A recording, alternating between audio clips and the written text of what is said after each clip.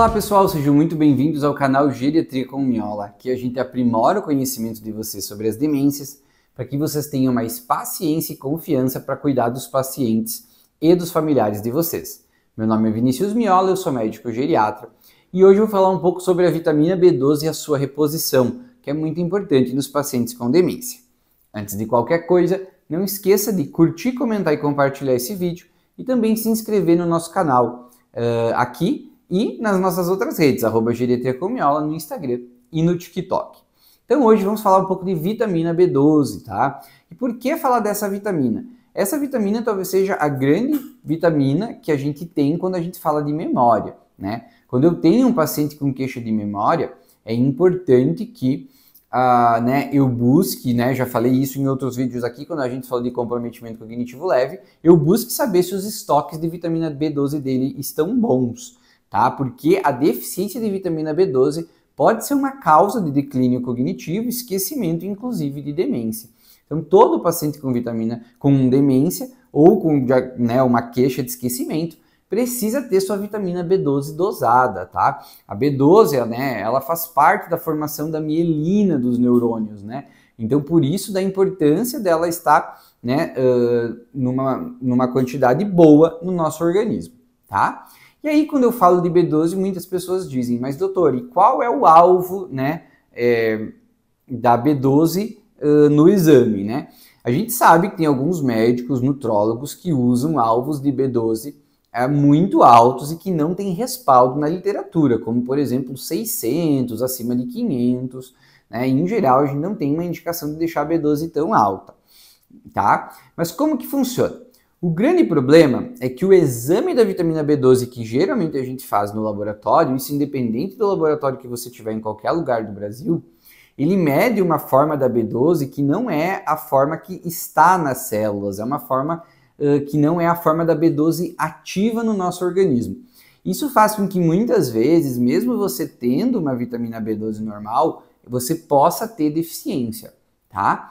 Por isso que o ideal nesses casos em que a gente suspeita de uma deficiência de B12, mas o exame ainda assim dá normal, seria a gente pedir o exame do ácido metilmalônico, que aí sim, se baixo, confirmaria que eu tenho deficiência de vitamina B12, certo?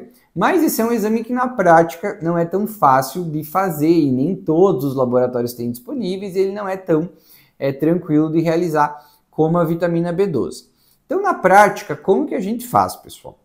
Quando eu tenho um paciente em que eu tenho uma suspeita de que a B12 pode estar interferindo no quadro clínico dele, como é o caso dos pacientes com demência e com esquecimento, em que eu quero ter uma B12 boa, eu vou sempre tratar ela, então, de uma forma que eu vou querer que ela esteja um pouquinho mais alta. Então, de forma geral, você vai pegar o valor de referência lá do laboratório, e é óbvio que se tiver baixo, tiver abaixo do valor de referência do laboratório, a gente vai repor para esse paciente vitamina B12. Se a vitamina B12 estiver muito alta, acima de 350 no valor de referência do laboratório, aí eu não preciso repor, a vitamina B12 está boa.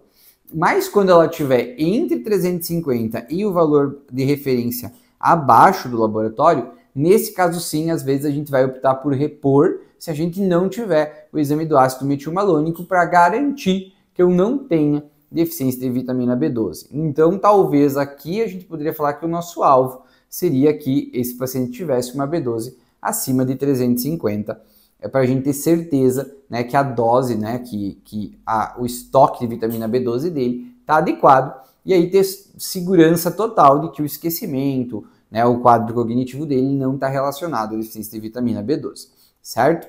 E aí a B12 a gente pode repor de várias formas, a gente pode repor tanto em comprimido, quanto via sublingual, quanto via intramuscular, que eventualmente é a mais utilizada. O comprimido ele pode sim, via oral, ser uma forma tranquila, tá, de fazer a reposição de vitamina B12, só eventualmente em alguns pacientes que tenham atrofia gástrica ou anemia perniciosa, eu posso ser com que essa B12 não seja absorvida no estômago, tá, e aí eu vou precisar de uma via que seja que o medicamento vá direto para o sangue. E aí ou vai ser a via sublingual ou vai ser a injeção, tá? Na prática, a gente acaba utilizando muito a injeção, especialmente aqui no sul, não sei como é em algumas outras partes do Brasil, porque pelo menos aqui a injeção ela é amplamente disponibilizada pelo Sistema Único de Saúde através dos postos de saúde, né?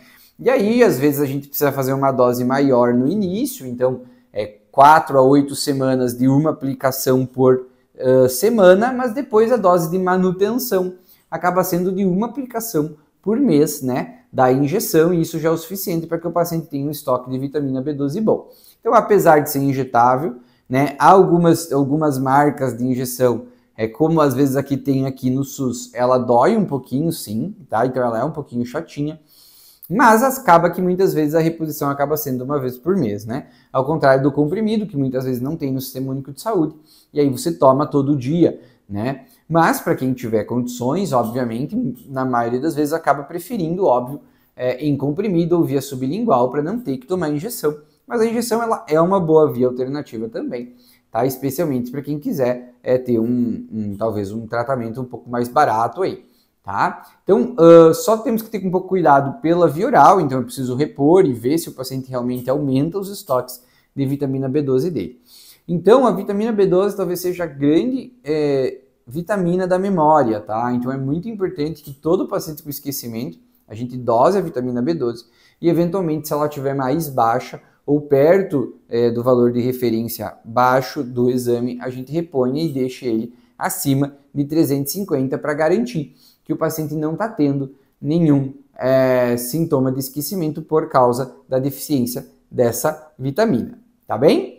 Espero que eu tenha tirado as dúvidas de vocês sobre vitamina B12.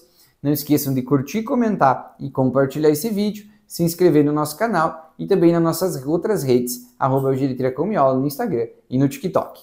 Até mais!